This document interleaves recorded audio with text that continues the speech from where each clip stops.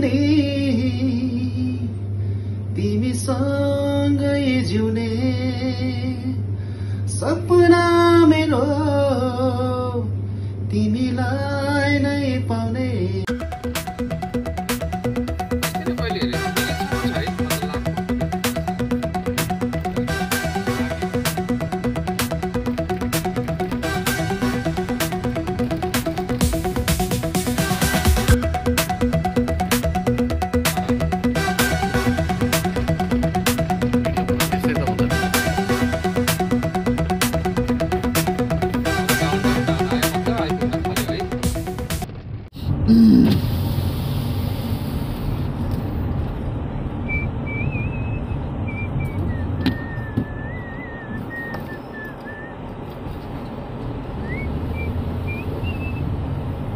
कति बजी आयो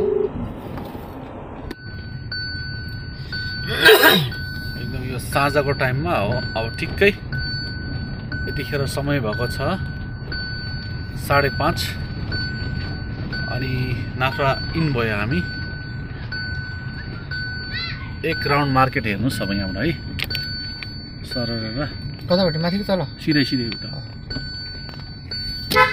अब यहाँबाट यस्तो गरौँ यो चाहिँ नाफ्राको मार्केट उस बम्पर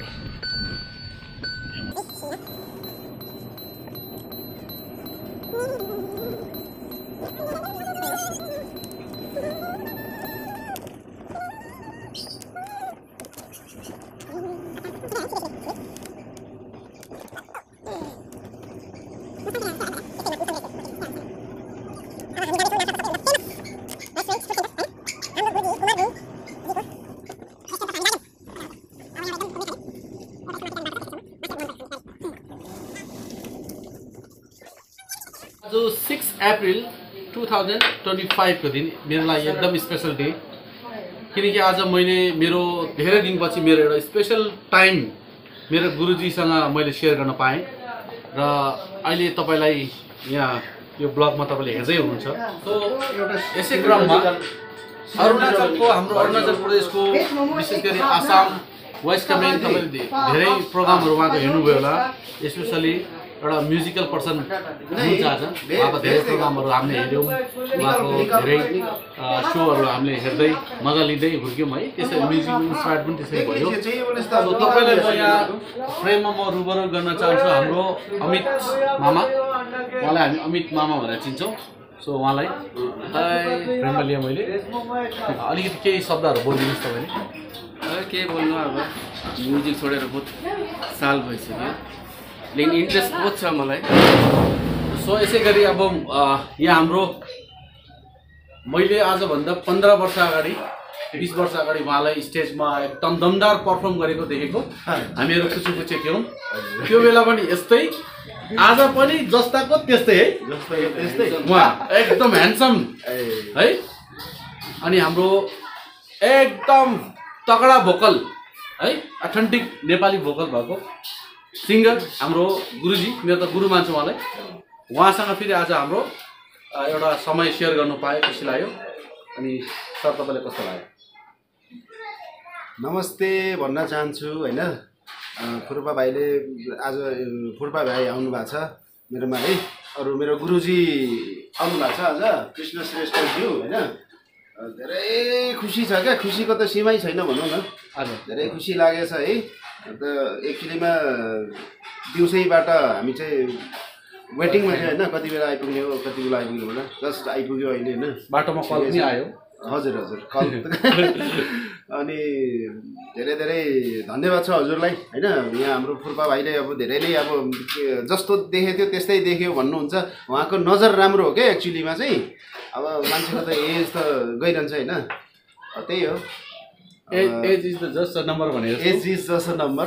मान्छे भित्रबाट चाहिँ उयो हुनु पर्यो क्या, यङ हुनु पर्यो, बाहिरबाट केही छैन हैन। त म आज हाम्रो नाफ्रामा चाहिँ मेरो गुरुजी कृष्ण श्रेष्ठज्यू अनि यहाँ हाम्रो प्यारो हाम्रो म्युजिसियन सिङ्गर कम्पोजर फुर्पा भाइलाई चाहिँ स्वागत भन्न चाहन्छु। Thank you so much. आज हामीलाई पनि एकदम खुसी लागेको छ। र अब हामी जान्छौँ हाम्रो गुरुजीको तर्फबाट हाम्रो मेन बोसमा है फेरि पुरा कम्पनीको मेन बोसमा चाहिँ हेड कम्पनीको हेड ल नमस्ते नमस्ते। आज चाहिँ सबैजना एकैचोटि धेरै दिनपछि हामी भेट भएको, त्यही भएर धेरै खुसी छ। हाम्रो कुमार गुरुङ एकदम राम्रो सिङ्गर, मेरो एकदम हाम्रो पहिल्यैदेखिको हामी एउटै ब्यान्डको उसलाई भेट्न पाएँ। मेरो अमित साथी, यो अमित साथी हो, ऊ एकदम ड्रम्स एन्ड कङ्गो प्लेयर हो, हाम्रो जमानाको सिङ्गर पनि हो। अरू हाम्रो यो फुर्पा भाइ, ऊ त अब भनौँ न सबैले सुनेकै होला तपाईँहरूले। अनि उहाँको ब्लगलाई चाहिँ अलिकति सपोर्ट गरिदिनु तपाईँहरूले। आज त हामी त त्यही अब जम्का भेट अब भइहाल्यो, भेटघाट भइहाल्यो, रमाइलो छ आज त्यही हो।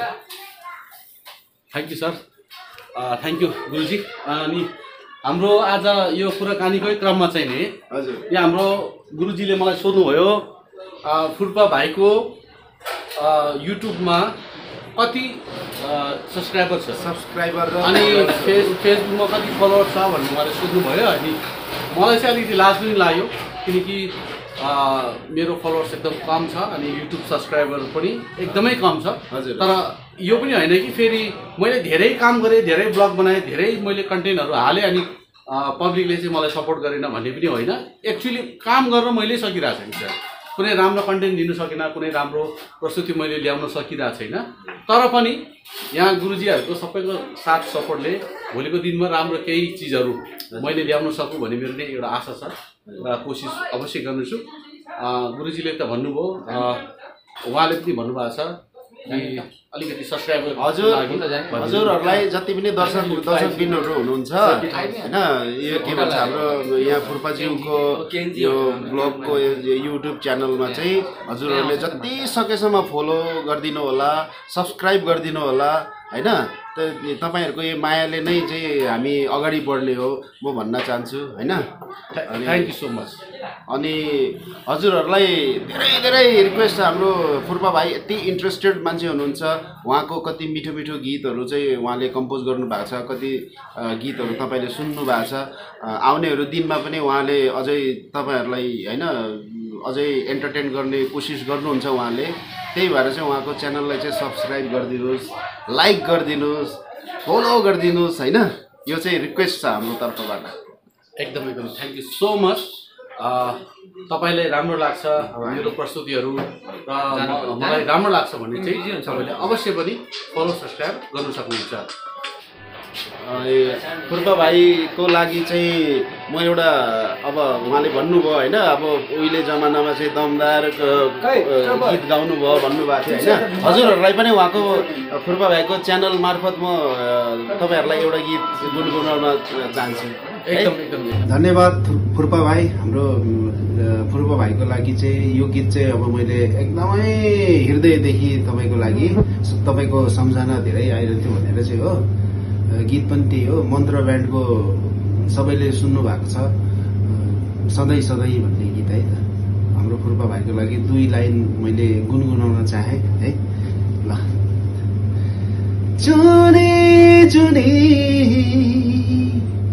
तिमीसँगै जिउने सपना मेरो